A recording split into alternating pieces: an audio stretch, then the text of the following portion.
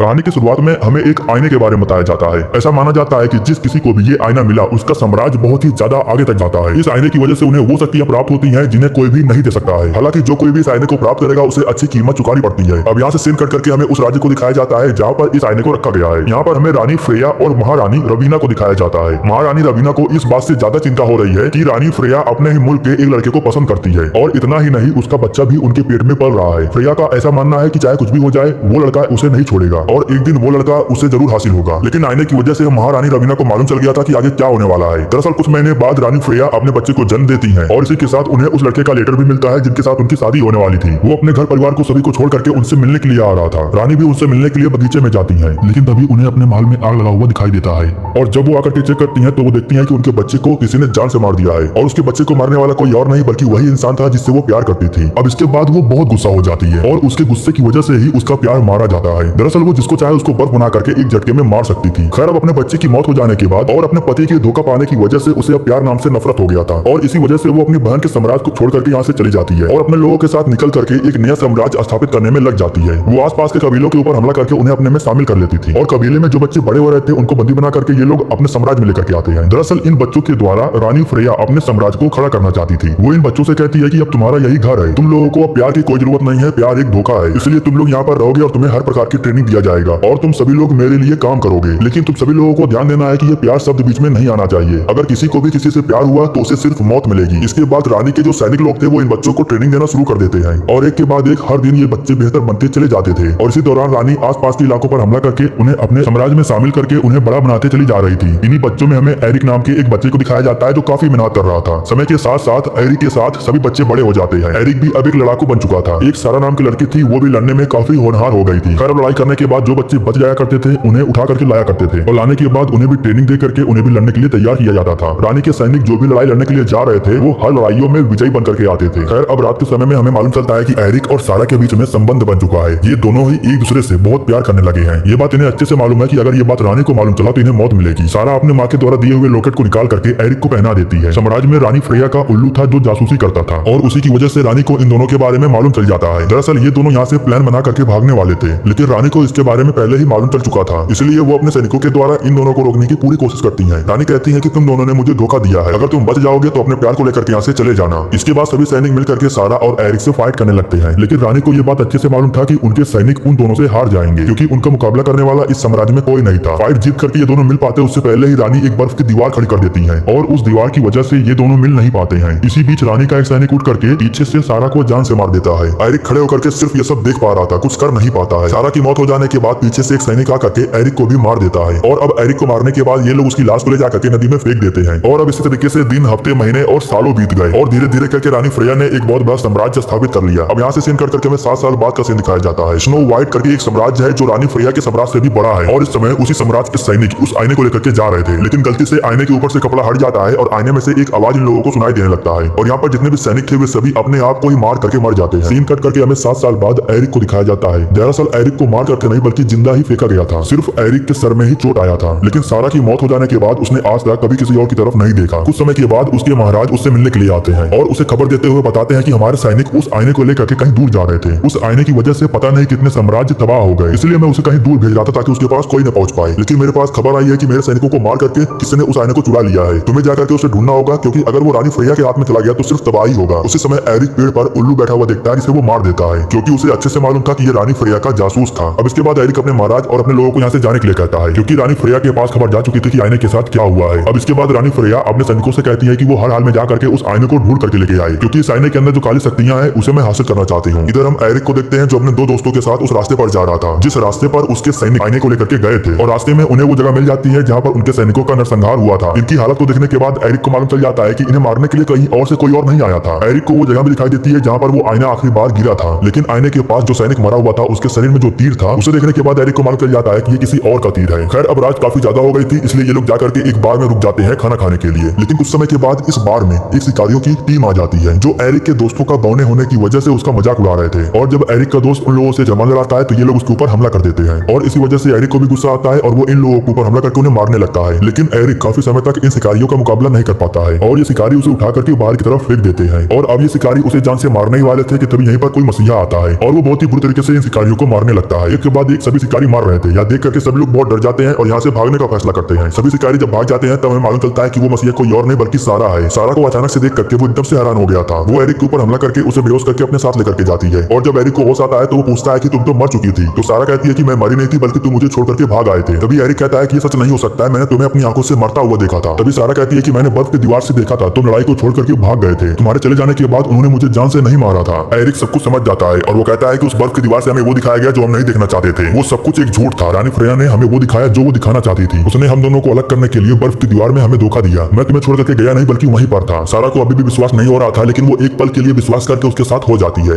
Eric कहता है कि हमें जा करके उस आईने को ढूंढना होगा। अगर हमसे पहले वो आईना रानी फ्रेया को मिल गया तो सब कुछ बर्बाद हो जाएगा। इसके बाद ये लोग जंगल के जरिए उसी रास्ते पर होकर के जाने लगते हैं और उसी जंगल में इनकी मुलाकात होती है डोरिना से। जब वो उस तीर को देखती है जिसे मालूम चल जाता है कि ये तीर किसका है। वो बताती है कि ये तीर गोबलिन का है जो कि डायमंड है और सोने का बना हुआ है। गोबलिन का काम होता है कि आने जाने वाले लोगों का सारी चीजों को चुरा लेना और वो सारी चीजों को चुराने के बाद ले जाकर के जंगल में रखते हैं। डोरिना इन लोगों को उस जंगल में ले जाने के लिए तैयार हो जाती है क्योंकि उसे मालूम था कि उस जंगल में जाने के बाद उसे वहाँ पर ढेर सारा सोना मिलेगा। जंगल में पहुंच जाने के बाद इन्हें एक रस्सी का ब्रिज दिखाई देता है जिसे इन्हें पार करना था और नीचे जो नदी थी वो सोने से बह रहा था। आगे जाने के बाद इन्हें वो जगह दिखाई देती है जहाँ पर वो आईना रखा हुआ था। लेकिन यहाँ पर ये लोग देखते हैं कि गोबलिन्स के ऊपर किसी ने हमला किया था। खैर इन्हें आईने से मतलब था इसलिए ये लोग उसे लेने के लिए आगे बढ़ते हैं। लेकिन तभी यहीं पर एक गोबलिन आ जाता है और वो इनके ऊपर हमला करता है। उससे पहले ही सारा उसके ऊपर हमला कर देती है। अब एरिक और सारा मिल करके उस गोबलिन से लड़ने लगते हैं और जो बोनो की टीम थी वो जा करके आईने को लेकर के यहाँ से निकल जाती है। ये लोग गोबलिन से फाइट कर रहे थे और एरिक उसे मार करके हरा देता है। इसी बीच सारा को एरिक के गले में वो लॉकेट दिखाई देता है जिस लॉकेट को उसने एरिक को पहनाया था। एरिक बताता है कि उसने ये लॉकेट कभी नहीं उतारा। अब धीरे धीरे सारा को एरिक के ऊपर विश्वास होने लगा था लेकिन उसी समय ढेर सारे गोबलिन इनकी तरफ आने लगते हैं। इसलिए ये लोग अपनी जान बचा करके यहाँ से भागते हैं। सभी लोग जब ब्रिज को पार कर देते हैं तो एरिक ब्रिज को तोड़ देता है। वो सारा से कहता है कि तुम लोग आईना लेकर के यहाँ से चले जाओ लेकिन सारा उसे छोड़ करके जाना नहीं चाहती थी। वो हथियार को लेकर के एक तीर बनाती है। दरअसल इन गोबलिन्स के शरीर में चारकोल मिला हुआ था जो आग के संपर्क में आने से जलने लगता है। वो आग जलाने के बाद उस तीर को गोबलिन को मारती है जिसकी वजह से सभी गोबलिन्स को आग लग जाती है और सभी लोग मर जाते हैं। एक पल के लिए इन लोगों को भी लगता है कि एरिक की भी मौत हो चुकी है इसीलिए सारा रोने लगती है। लेकिन एरिक मरा नहीं था, वो जिंदा था और वो बच करके इन लोगों के पास आ जाता है। इसके बाद ये लोग आईने को लेकर के जंगल की तरफ चले जाते हैं और वहाँ पर आराम करते हैं। अब ये लोग ये फैसला कर रहे थे कि इस आईने को बहुत दूर लेकर के जाना है लेकिन उसी समय यहाँ की सारी चीजें बर्फ बनने लगती हैं क्योंकि उस आईने को हासिल करने के लिए रानी फ्रेया अपने सैनिकों को लेकर के यहाँ आकर के पहुंच जाती है। और अब यहाँ पर एरिक को मालूम चलता है कि सारा को रानी फ्रेया ने ही भेजा था। तभी रानी फ्रेया एरिक के दोनों दोस्तों के ऊपर हमला करके उन्हें बर्फ बना देती है और इसके बाद आईनों को लेकर के वो यहाँ से जाने लगती है। लेकिन जाने से पहले वो सारा से कहती है कि एरिक को जान से मार दो। यह सुनने के बाद सारा तीर निकालती है और वो एरिक के ऊपर चला देती है जिसकी वजह से एरिक की मौत हो जाती है। अब सबके चले जाने के बाद जो एरिक के दोस्त लोग थे वो एरिक के शरीर में लगे हुए तीर को बाहर निकालते हैं। जैसे ही तीर को बाहर निकालते हैं तो वो जिंदा हो जाता है। दरअसल सारा ने